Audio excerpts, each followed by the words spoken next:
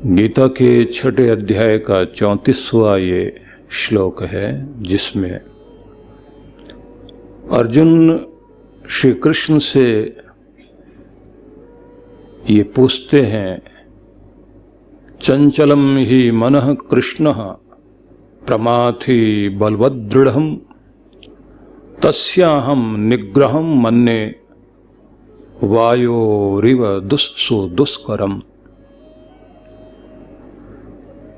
निश्चित रूप से मन चंचल, उच्च श्रृंखल, बलवान और हठीला है।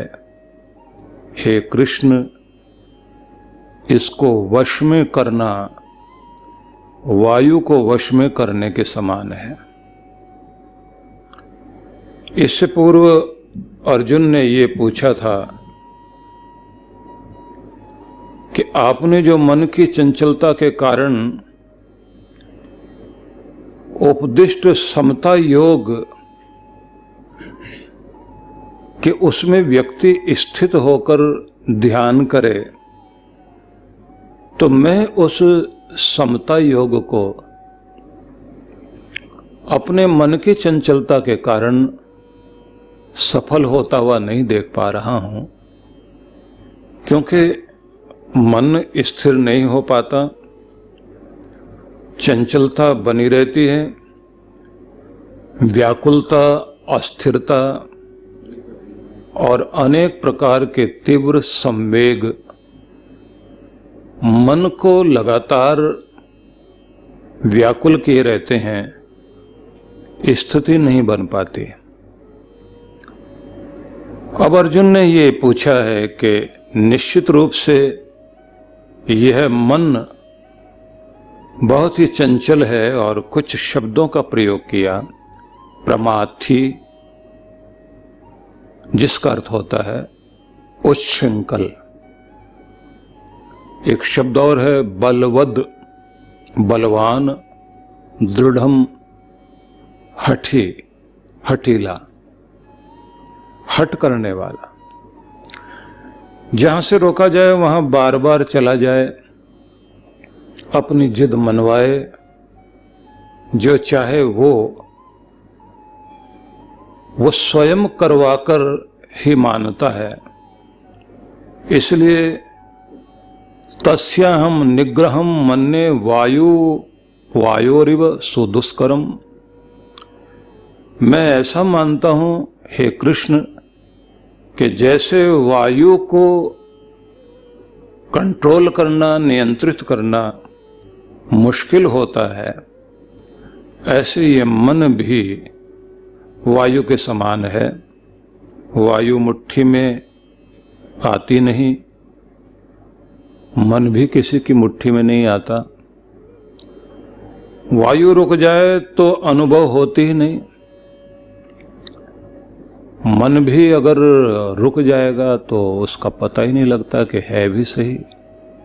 इसकी तो जानकारी इस रूप में मिलती है कि ये चंचल है, चलता हुआ दिखाई देता है, महसूस होता है। अगर हवा रुकी हुई हो तो लोग कहते हैं कि आज हवा नहीं है, और अगर हवा चल रही हो और शरीर को स्पर्श दे रही हो, लोग कहते हैं हवा है। लेकिन हवा होती है हाथ में कोई व्यजन लेकर, कोई एक छोटा सा पंखा लेकर उसे हिलाने लग जाए, तो वह जो हवा वहां होती है वो अनुभव होने लगती है। अर्जुन ये कहता है कि ये तो वायु के समान है मन, ये रुक जाएगा तो फिर ये होगा ही नहीं। जैसे हवा रुक जाए तो उसका पता नहीं लगता, तो हमारा मन, उसकी तो विशेषता ही यही है। वो चलता है, चलने से उसका अनुभव होता है, मन भी चल रहा है तो इसका पता चलता, रुक गया तो खो गया। तब यह नहीं है, नींद में जब ये चला जाता है, खो जाता है, तब हम एक अलग दुनिया में होते हैं। लेकिन मन की ये अपनी विशेषता भी है कि मन अगर चलेगा नहीं, जाएगा नहीं कहीं भी, तो हमें दुनिया का पता भी नहीं लगेगा। यही तो खबर देता है, अच्छे बुरे की खबर देगा, सुख दुख की खबर देगा, गर्मी सर्दी की खबर देगा, अनुकूल प्रतिकूल के बारे में बताएगा, कोमल कठोर के विषय में बताने के लिए जो दो तरह की चीजें संसार में, जो संसार के द्वंद्व हैं, उन द्वंद्वों के विषय में केवल मन ही बताता है। जहां हमारा मन होता है उसी चीज की अनुभूति होती है। तो अर्जुन ये कहता है कि ये बड़ा ही हठीला है। इसने एक शब्द का प्रयोग किया है, प्रमाथी, उच्च श्रृंखल है। उस श्रृंखल वह कहलाता है जो एक श्रृंखल शब्द को या श्रृंखला को समझें हम तो समझ में आता है, जंजीर को बोलते हैं श्रृंखला। इसलिए सामान्य भाषा में श्रृंखल या श्रृंखला जो है सांकल शब्द हो गया। किसी पशु को सांकल में बांधते हैं, जो बंधे ही नहीं पशु, जिसके पीछे दौड़ना पड़े, किसी बैल के पीछे, किसी गऊ के बछड़े के पीछे, थोड़ा बड़ा हो गया हो, 4-4, 5-5 लोग जो है उसकी तरफ दौड़ रहे हैं और वो उनके ऊपर से कूद के भाग जाए, उसे कहा जाएगा उच्च श्रृंखल। कि वो जो है आपकी श्रृंखला से ऊपर चला गया है। वो वहां चला गया है कि जो आप अपने हाथ में पाश लिए घूम रहे हैं, बांधने वाली चीज लिए घूम रहे हैं, उसमें वो आता ही नहीं। ऐसा ही मन है कि आपने जितने कायदे कानून बनाए हैं उनके ऊपर बैठ कर के ये हंसता है। मनुष्य जितनी भी अनुशासन की, नियम की, प्रबंधन की चीजें बनाता है, मन के द्वारा ही बनती हैं सारी चीजें। मन लगाकर हम बड़े नियम बनाते हैं और फिर मन ही उनको तोड़कर उनके ऊपर बैठ के हंसता है और कहता है अच्छी चीज तुमने बनाई है लेकिन मेरे काम की नहीं है। इसलिए इसको उच्च श्रृंखल कहा गया। और फिर एक शब्द और प्रयोग किया गया, बलवत दृढ़म, ताकतवर है, दृढ़म और बड़ा दृढ़ है। दृढ़ को यहां कहा गया हठी है, जिद्दी है। ऐसी जिद्द कि जिसे ये पूरा करा के छोड़े। यद्यपि ये ध्यान रख लेना, यही इसकी विशेषता है और यही इसकी कमी है। मन की चंचलता ही उसकी विशेषता है। उसी के द्वारा दुनिया के बड़े से बड़े काम होते हैं। एक समय में एक ही काम मन करता है। दर्शनकारों ने इसकी परिभाषा इसी तरह की है कि ये लगता ऐसा है कि एक साथ में ये कई काम कर रहा है, पर वास्तविकता ये है कि ये एक एक करके ही चीजों को पूरा करता है, पर इतनी तेजी से करता है। जैसे आप किसी कपड़े की तह लगाएं और उसमें सुई को चुभाएं, तो सुई जो है एकदम उस तह के आर पार हो गई। तो कपड़े की कई लेयर थी, कई परत थी, लेकिन जब आप देखेंगे सुई एक एक परत को पार करके आगे गई है। ऐसे मन भी जो है वो एक एक काम को करता हुआ आगे गया है। जैसे आप अपनी गाड़ी को चलता हुआ देखते हैं तो आपकी गाड़ी 60, 70, 80 किलोमीटर की स्पीड से दौड़ रही है, लेकिन वो एक एक इंच जमीन को पार करती हुई जा रही है, एक एक इंच की दूरी पार करती हुई जा रही है। ऐसे ही बहुत तेजी के साथ आपका मन जो है वो सारी चीजों को पार करता हुआ जाता है। पर आश्चर्य ये होता है कि जब आप यहाँ कभी आप अमेरिका गए हों, अमेरिका के आप न्यूयॉर्क में भी जो है आप वहाँ के किसी एक स्थान के बारे में आपको ध्यान में हो और वहाँ आप यहाँ बैठे बैठे अचानक ध्यान जाए आपका, तो आप तुरंत वहाँ पहुँच जाएंगे। आपको जो है वो न्यूयॉर्क का सेंट्रल पार्क या न्यू जर्सी के कोई बहुत बड़े मॉल ध्यान में आ जाएं, तो आप तो अपने आप को एक सेकंड में, सेकंड का भी छोटा सा हिस्सा लगेगा कि मॉल के दरवाजे पर खड़े हुए पाएंगे अपने आप को। संसार की जितनी भी तेज गतियां हो सकती होंगी, मन उनसे भी कहीं तेज गति वाला है। ये इसकी विशेषता है और इसके कारण ही मनुष्य ने जो है वो चांद तारों की खोज करने से लेकर के समुद्र की गहराई तक जाने तक ये सब मन के द्वारा ही हुआ है। लेकिन ये भी एक बात याद रख लीजिए, कोई भी दुनिया की बड़ी से बड़ी चीजें खोज में ली गई हैं या आविष्कार हुआ है, वो तभी संभव हुआ है जब उस पर मन केंद्रित हुआ।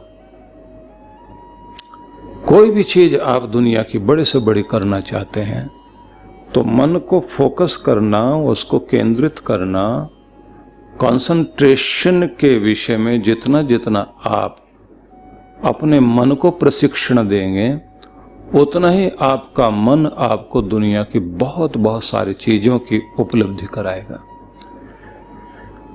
इसकी जो दूसरी विशेषता कही गई है कि ये उच्च श्रृंखल है, ये किसी नियम को नहीं मानता। देखा जाए तो मन उसी चीज पर जाता है जिसमें इसकी रुचि होती है। जहां मन की रुचि नहीं होती वहां ये नहीं जाता। लेकिन एक बात और भी है, जिस चीज से ये डरता है, जिससे घृणा करता है, जिससे इसको गुस्सा आता है, जिन चीजों से इसको निराशा आती है, वहां भी ये बार बार जाता है। मतलब इसका यही है कि ये दो किनारों पर ठहरता है। प्रेम एक किनारा है, दूसरा किनारा जो है घृणा का है, तो दोनों तरफ चला जाएगा। जिस आदमी से प्यार है उससे घृणा भी हो सकती है, और जिससे घृणा है उससे प्यार भी हो सकता है।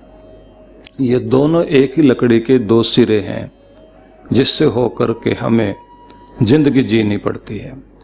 लेकिन मैं यहाँ अर्जुन की इस बात को आपके सामने रखना चाहता हूँ। उन्होंने कहा है कि ये बहुत बलवान है, तो बड़े से बड़े बलवान लोग जो है उनको भी नचाने का काम इसने किया है। अच्छे बड़े साधक ऋषि मुनि अपनी साधना में ऊंचाई पर पहुंचते रहे, लेकिन न जाने कौन से जन्म का कौन सा संस्कार चित्त पर उभरा, मन उसके साथ जुड़ा, और न जाने कौन सी इच्छा शक्ति सामने आ गई और व्यक्ति जीवन में कहां से चलकर कहां पहुंच गया। गुस्सा व्यक्ति के अंदर आ जाए, हिंसक हो जाए, व्यक्ति अंदर का पशु जाग जाए, मन उस समय वहां ठहर जाए। आप देखते हैं कि कितनी बड़ी हिंसा हो जाती है। और कभी कभी तो यहां तक होता है कि जो नशा करने वाले लोग होते हैं उनका अपने मन पर नियंत्रण नहीं रह पाता, उनके मस्तिष्क पर जो प्रभाव आता है, बुद्धि पर भी, बुद्धि जो है मन के पीछे रहती है। मन के ऊपर लगाम लगाने का काम भी हमारी बुद्धि करती है। बुद्धि पूर्वक ही मन को हम संभाल पाते हैं। तो नशे का सबसे बड़ा असर एकदम सीधा बुद्धि पर जाता है। इसलिए आप ये देखते होंगे कि जो सड़क पर बीच में चल भी रहा हो कोई नशे वाला आदमी, वो धीरे धीरे किनारे की तरफ जाता है और सीधा नहीं चल सकता। जो टेढ़ा टेढ़ा चलने लग जाए, पांव डगमगाने लग जाए, तो इसका मतलब है मन पर असर आया, बुद्धि पर असर आया, अब उसका बैलेंस बिगड़ रहा है। और फिर कहाँ जाकर गिरता है? नाली की तरफ गिरता है जाकर के। कोई भी गड्ढे वाली चीज, क्योंकि मन पर असर आया, बुद्धि पर असर आया, तो वो गड्ढा ढूंढेगा ही ढूंढेगा, गर्त की तरफ लेकर के जाएगा। गर्त मतलब गड्ढा। कोई भी ऐसी चीज जहां आप गिर सकते हैं, नीचे जा सकते हैं। लेकिन अगर इस मन को आप शुद्ध करें, संभालें, ऊंचाई पर लेकर जाएं, तो जितने भी दुनिया के ऊंचे शिखर पर बैठे हुए लोग दिखाई देते हैं वो अपने मन के कारण ही वहां तक पहुंचे हैं। और इस शक्तिवान हठी मन ने, ये जब अपनी हट पर आता है तो बहुत कुछ गलत कराता है, और इतना गलत कराता है कि व्यक्ति जो है वो कल्पना भी नहीं कर सकता। तो ऐसे में ये बात ध्यान रखना चाहिए कि जो जो इसकी कमियां हैं उनको आप इसकी विशेषता बना लें। विशेषता बनाने का तरीका क्या है कि आप इसको वहां की जिद करने के लिए कहिए जो आपका लक्ष्य है। इसे आप वहां बलवान बनाओ जिस चीज के लिए आप जिंदगी में आगे बढ़ना चाहते हैं। तो साधना में अपना एक नियम चलता है। जब सिखाया जाता है तो व्यक्ति को कहा जाता है कि देखिए, आपने केवल मात्र उस पर ध्यान देना है जो जिंदगी में आप चाहते हैं, जो आपको जीवन में चाहिए ही नहीं। अपने मन को बार बार वहां क्यों ले जाते हैं? जिन परिस्थितियों को आप अपने जीवन में घटते हुए नहीं देखना चाहते, उन परिस्थितियों में बार बार अपने मन को मत ले जाइए, बल्कि वहां ले जाइए जो परिस्थितियां आप अपने जीवन में लाना चाहते हैं। तो वहां जब आप अपना मन लाना चाहते हैं कि ये मेरी जिंदगी में चीजें हों, तो फिर आपकी सारी ऊर्जा उधर बहने लगती है। ये एक मजे की बात है। मन जिस भी चीज पर केंद्रित होता है, प्राण वहां केंद्रित होने लगते हैं। इसलिए साधना में यह भी सिखाया जाता है कि ये जरा सोच के देखिए कि आपके प्राण कहाँ, आपका मन कहाँ, आपका हृदय कहाँ, आपकी भावनाएं किस चीज पर टिकी हैं। आपको ये प्रशिक्षण देना आना चाहिए स्वयं को। वही चीज जो जिंदगी में चाहिए उसी पर मन हो, वही आपकी इमोशन काम करे और वहीं पर आप अपने प्राणों को लगाएं। आप प्राणापन से किसी चीज को चाहते हैं, मन वहां केंद्रित हो गया, भावनाएं भी केंद्रित हो गई, अब आपका एक्शन भी उसी दिशा में होगा। रात दिन उसी के सपने देखोगे, वो चीजें आपकी जिंदगी में आती जरूर हैं। आश्चर्यजनक बात तो यह है कि वो महिलाएं जिन्होंने अपने बच्चे के विषय में सोचा कि मेरा बेटा ऐसा होना चाहिए, और उन्होंने अपने बच्चों को वो रूप दे दिया। फ्रांस के अधिनायक नेपोलियन के जीवन का उदाहरण बहुत महत्वपूर्ण उदाहरण है कि माँ ने अपने बच्चे को, जब वो अभी कोख में था, तभी से उसके मन में ये भावनाएं चल रही थी कि मेरा बेटा वीर है, योद्धा है, और वो जन्म लेगा तो अपने देश का नाम ऊंचा करेगा। और वो किसी के अनुशासन में नहीं, बल्कि उसके द्वारा शासित लोग उसके आदेश पर काम करेंगे। ये एक भावना बनाई। अब उस भावना के अनुरूप, क्योंकि अपने ग्रंथों में बड़ा अद्भुत वर्णन है और मनोविज्ञान में भी ये वर्णन आता है कि ये एक बड़ी आश्चर्यजनक बात है। अभी भी खोजें में जो हुई हैं उनमें भी ये बात आई है कि आप बच्चे को, जो वो माँ की कुक्षी में होता है, वहां भी वो बहुत हंसता है, खुश होता है। उसका हंसना, खुश होना एक अलग तरह का होता है। जिस दिन माँ मिठाई खा लेती है ना, तो पेट में बच्चे की हलचल ज्यादा दिखाई देती है। माँ रो रही हो, उदास हो रही हो, घर के लोग जो 50 तरह के ताने दे रहे हैं, तरह तरह का दबाव दिया जा रहा है, अंदर बच्चे पर बहुत बुरा असर पड़ता है। आप अपने बच्चों को दुनिया में लाना चाहते हैं, माँ बाप की बड़ी जिम्मेदारी है। वो कहते हैं ना कि अर्जुन ने तो अपने बेटे को, अभिमन्यु को, जन्म से पहले ही उसको वीरत्व की वो घुट्टी दे दी थी, वो विशेषता दे दी थी कि अभिमन्यु ने जो छोटी सी आयु में कर दिया, बड़े बड़े योद्धा पूरी उम्र में नहीं कर पाए। वो एक वातावरण होता है। कहते ना कि माँ अगर बहुत खुश है, उसके द्वारा जो रस बच्चे के शरीर में जा रहा है, उससे ज्यादा उसकी भावनाएं जा रही होती हैं। वो भावनाएं बच्चे के हृदय को, उसके अंदर चलने वाली सारी चीजों को उसी तरह से कर देती हैं। कहते हैं सबसे ज्यादा सुरक्षित और आनंदित गर्भ में होता है बच्चा। जब जन्म लेकर आया उस समय 7 साल की उम्र तक का जो समय होता है उसमें 80% चीजें बच्चा सीख जाता है। यहां तक होता है कि अगर वो सोया पड़ा हुआ और उसके सामने आंखें बंद है, गहरी नींद में है, कान भी सुन नहीं रहे, तो भी कहते हैं अगर वाइब्रेशन वहां आसपास संगीत की, अच्छी चीजों की दी जाए, वो भी बच्चे पर असर डालती है। इतना कुछ आपके जीवन में घटता है, आपका वातावरण आपको प्रभावित करता है। लेकिन जरा सोचकर देखिए, अगर आप अपने मन को प्रारंभ से ही प्रशिक्षण देना शुरू कर दें, एक नया रूप देने के लिए, आप उसकी जिद को शुभ की ओर ले जाएं, उसकी एकाग्रता को संभालें, उसको जो है अभी तक किसी बंधन में नहीं बंधना चाहता, तो उस समय आप उसे नियमों के अधीन करें और मन जहां आकृष्ट होता है उसे उस आकर्षण में लेकर जाएं, नया आकर्षण सिखाएं।